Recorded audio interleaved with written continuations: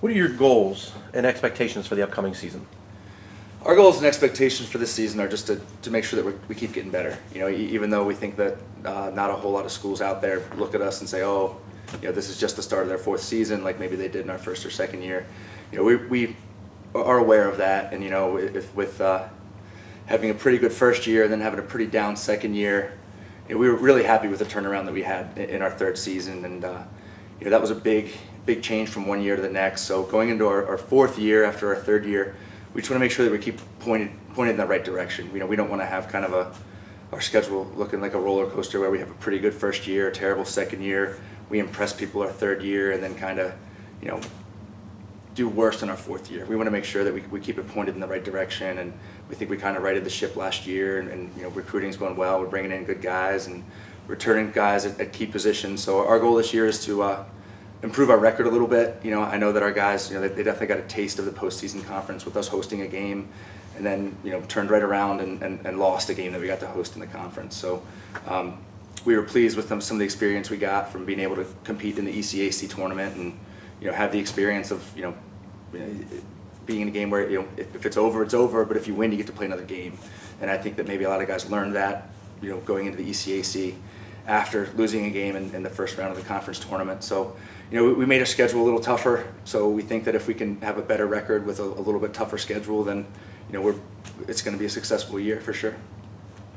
Who are your key losses from last year? With us having been a young program, we graduated 3 guys 2 years ago and 3 guys last year. So we've lost 6 guys since our program started. So next year is going to be a new thing for us where we have to deal with losing 17 guys. Those 17 guys that are seniors from our first group. The one guy last year that really impacted us a lot that we're going to miss the most is definitely Jeff Nagel. We started the season last year kind of playing 4 guys at close defense, and as the season went on, Jeff played better and better, and he kind of cemented himself in that group of 3 starters at defense. So we're definitely going to miss Jeff a lot. And then I think one thing that we really didn't take into account that we learned this fall is that we're going to miss Jeff a little bit in the clearing game. Jeff had a great stick and made some good decisions in the clearing game. We knew we were going to have to replace him playing defense, but this fall we think we struggled clearing the ball a little bit, and thinking about why we think losing Jeff might have been a part of that. So, talk a little bit about your key returners for this coming season. Again, we return everybody but one guy that started for us last year. Spencer Love and Ryan Serio were hurt in the fall, but those guys are healthy now and going in the spring. With Devin Colgrove, so we return our entire starting attack that were our top 3 leading scorers last year. Nick Staley was our 4th attackman last year. That I think was our 5th leading scorer. So we returned 4 of our top 5 scorers at attack, and Michael Kibler's pressing for some time at attack too. So we think we have 5. Ricky Kneebone is a guy that's contributed a lot for us down there. So I think we have 5, 6 attackmen that can all play the position really well. So we're very deep at attack. In the midfield, again, we've got a bunch of seniors that have played for us since they were freshmen, and Phil Hess and Devin Staley and Andy Lumen and Zach Douglas, and then we've got a bunch of juniors that have played a lot too. Greg Bourne and Chris Rios has been our leading scoring midfielder since he's been on our team, and Spencer Barnett has played a lot too. So I think that's 7, and Craig Kirby is another junior. So that's 8, 9 guys there that have all played a lot. So we're really deep in the midfield. And defensively, even though we do lose Jeff Nagel, we return 2 second-team all-conference guys at defense, and Zach Burkhart and Paul Newman. So, and then we think we got a couple guys that are gonna, Kevin Kinney's played a lot of minutes for us in his first 3 years and started a handful of games too, and Andrew Richardson's really come along. He was a guy that was kind of behind some guys, but in his junior year, he's ready to fill in. So we think that really we've got a lot of guys that are, even though they're juniors, they're kind of veterans for us because they played a lot, and a lot of these seniors, they've been a part of this thing since we got it off the ground, and it means a lot to them, and they really want to have a great senior year.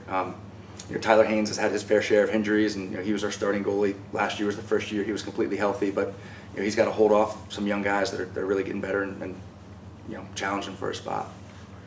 Now, with all those returners coming back, talk a little bit about the newcomers that are going to join your team this spring. Right, the newcomers coming onto the team, they've got their work cut out for them to play, just because we have so many guys that have played for 2 and 3 years that are returning to the starting lineup.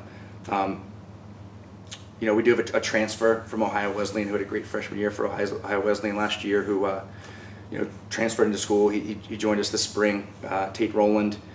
We're kind of getting him caught up with everything that we're doing because he wasn't here in the fall, and we're looking forward to seeing what Tate can do. John Gamber is another freshman who we think a lot of. He was hurt most of the fall, so we're trying to keep him healthy and see if he can help us out this spring. I think Kyle Horak from Northern High School is probably the freshman midfielder that had the best fall for us. And then we have a long stick middie, Christopher Santina, who really played well in the fall, but again, we returned 3 senior long stick middies that were our top 3 guys last year. So even though we like the way he's playing a lot, it's hard to play 4 long stick middies, so he's going to have to beat out one of those guys that's been playing a lot for us. So, What are your thoughts on your schedule, both in and out of the CAC? okay. Well, actually, our schedule out of the conference, I mentioned earlier that we've made our schedule a little bit tougher. We've picked up a couple Centennial Conference teams, and the Centennial from top to bottom is a great conference. So we picked up McDaniel, who didn't have a great record last year, but I think if you look at their record, they were playing a lot of really good teams and playing a lot of those teams really tough. So we think a lot of McDaniel. And then Washington College we picked up. They made the NCAA tournament last year. I think they're 9 or 10 preseason this year. So as we become better as a program, we want to make sure that we're playing better teams and trying to put ourselves into a conversation where a lot of in Division III lacrosse, a lot of the good teams just kind of play the good teams, and it's tough to get good teams on your schedule. But we want to get to the point where teams look forward to playing us because they think we're a good, challenging opponent. So I think with those 2 teams, we got an opportunity to play those teams really tough and kind of prove that we're getting better and better. And then obviously in conference in the CAC, I think our conference is one of the more underrated conferences in Division III lacrosse. I think for years people have looked at the CAC and just said, well, Salisbury's in the CAC, and then they don't think much further than that. But last year we had 2 teams make the NCAA tournament because St. Mary's won the conference, and York and Mary Washington both spent some time in the top 20 last year, and we hope that we're playing ourselves into being in the conversation with those teams. And Christopher Newport's coming in. They made the NCAA tournament as an at-large team last year, and from top to bottom, there's not a game that you can take lightly. I don't know how it all shook out last year, but whoever finished in the last couple spots that didn't make the conference, I think they were in. They could win. They could have won a game or 2 down the end, and they could have been the team that was 5 or 6, and somebody that was in could have pretty easily been out. So.